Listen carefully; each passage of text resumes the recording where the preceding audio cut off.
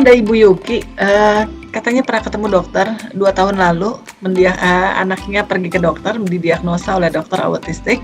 Alhamdulillah bisa langsung dapat intervensi. Ibu Yuki ini kebenaran klien dari sana.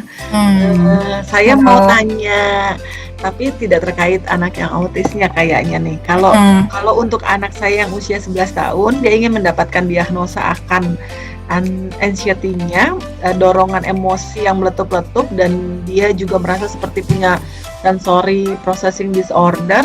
Untuk remaja sebaiknya bisa konsultasi di mana ya, Dok? Saat ini sudah didampingi psikolog, tapi dia merasa ingin tahu lebih karena kerisauannya belum terjawab.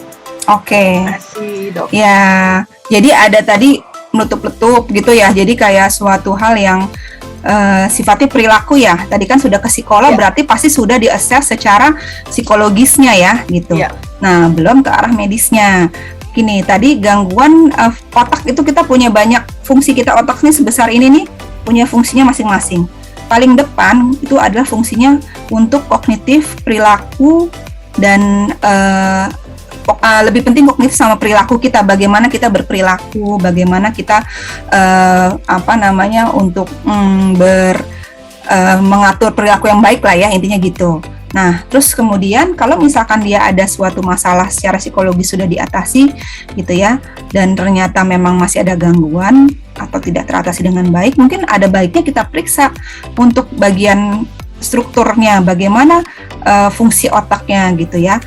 Jadi saya mau cerita dulu. Jadi ini pada kondisi-kondisi di mana yang otak bagian depan itu ada masalah ya, misalkan tadi saya udah mengatakan bahwa misalkan otak bagian depannya lebih kecil atau ada bagian tertentu yang mungkin ketebalannya tidak sama, yaitu bisa menyebabkan suatu gangguan perilaku, misalkan seperti tadi anger, terlalu marah atau terlalu metup-metup atau terlalu emosi tinggi gitu ya. Nah, emosi juga ada juga berhubungan sama bagian sebelah pinggir gitu ya.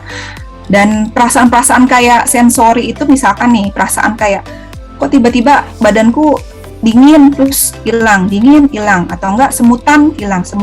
Nah, itu bisa menjadi suatu gangguan listrik otak juga gitu. Jadi saya punya pasien, dia kok tiba-tiba kayak suka cium-cium bau sesuatu gitu, bau-bau nggak enak gitu ya, terus hilang. Bau-bau lagi nggak enak, padahal nggak ada barangnya. Kan kalau emang SPD kan ada barangnya ya, ada barangnya, dia kayak bau gitu ya, atau bahkan kita mungkin emang nggak aware, tapi ini kayak nggak ada apa-apa, anaknya suka cium bau busuk ya, terus hilang, terus cium busuk lagi hilang.